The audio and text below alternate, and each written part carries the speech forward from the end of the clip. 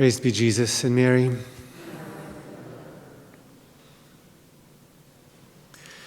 We look at our first reading today from the letter to the Hebrews.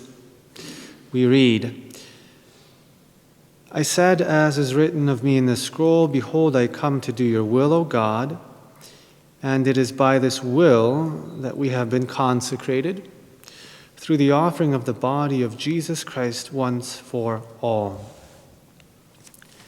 It's this will of God, this holy will of God that makes us holy, that consecrates us if we conform ourselves to it. External works should be just an expression of our conformity to God's will. And what makes any good works that we do actually good and pleasing to God is if they are done out of a desire to please God, for love of God, and for that reason alone. And one of the best commentaries on this principle, that it's the will of God that sanctifies us.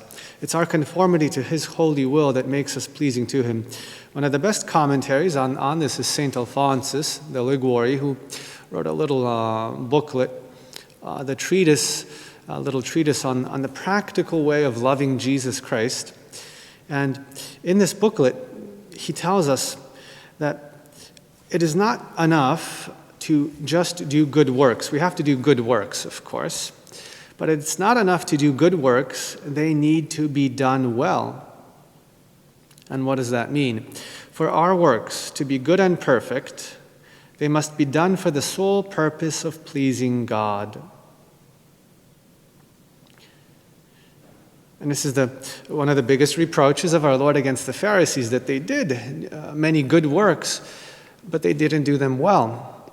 They were certainly not done for the purpose of pleasing God. They were done for the purpose of pleasing themselves, for giving them a certain self-satisfaction, for making them feel holy in the midst of the people, for making themselves feel righteous. So it's not enough just to do good works. They need to be done well. They must be done for the sole purpose of pleasing God. And if we do that, then any work, no matter how big or small it might be in the eyes of the world, and how quantifiably big or small it might be, any work done for the purpose of pleasing God can become great in His eyes. And in this sense, our Lord praises all those who do God's will in the gospel. And he underscores this fact that it's whoever does the will of God that is his brother and sister and mother. Whoever does the will of God enters into this true relationship with Him, closer than any blood ties can be. And it's this in Our Lady that made her so great. Of course, the glory that she had as being Mother of God was even on that level of just maternity unsurpassable. But what was even greater about her was that she had such a conformity to God's holy will that, as St. Augustine says, she conceived Him first in her mind, in her soul, and only then in her body. So St. Alphonsus, back to this practical commentary, he says, many actions may in themselves be praiseworthy, but from being performed for some other purpose than for the glory of God, they are often of little or no value in God's sight. For according as our intention is pure, so does the Lord accept of and reward our actions.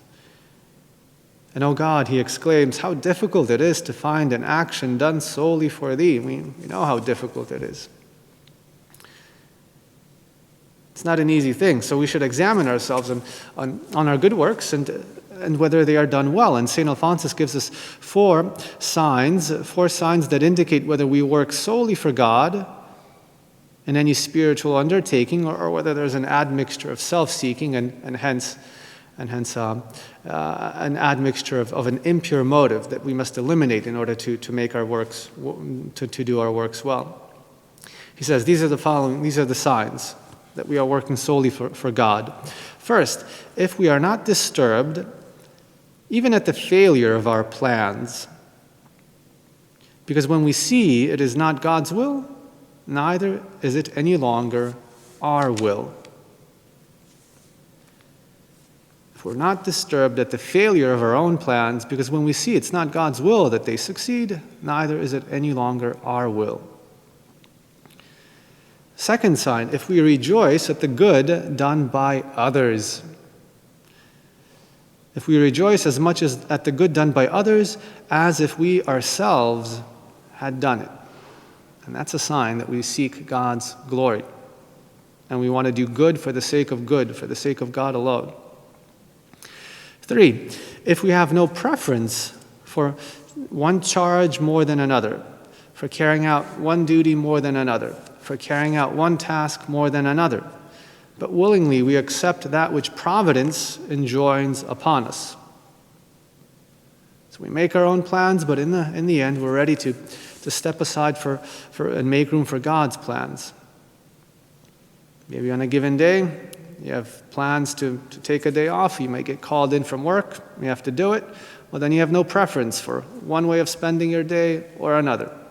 Maybe one day you wanted to have a day off, but a family member got sick and you have to take care of him. We have no preference for one way of spending your day or another, because everything comes to you from the loving God who disposes all things according to his providence. It's a sign that you're working for the love of God alone. And 4, if after our actions we do not seek the thanks or approval of others, nor are we in any way affected if we found fault with, or if we be found fault with or scolded, being satisfied with having pleased God. And if when the world applauds us, we are not puffed up, but meet the vain glory which might make itself felt with the reply of the venerable John of Avila, "Get away, O vain glory, you come too late, for all has already been given to God." So if in all our actions we don't seek anyone else's approval but that of God, and we are willing to dismiss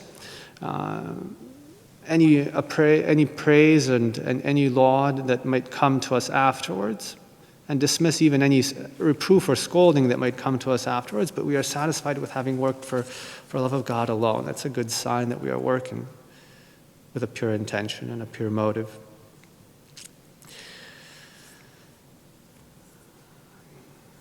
As it is written of me in the scroll, behold, I come to do your will, O God. Let's seek to have that same desire to do the will of God as Our Lady did. And let's ask her to be conformed to that holy will of God, so that we too might be consecrated and sanctified by it, so that we might do good works and do them well. Praised be Jesus and Mary.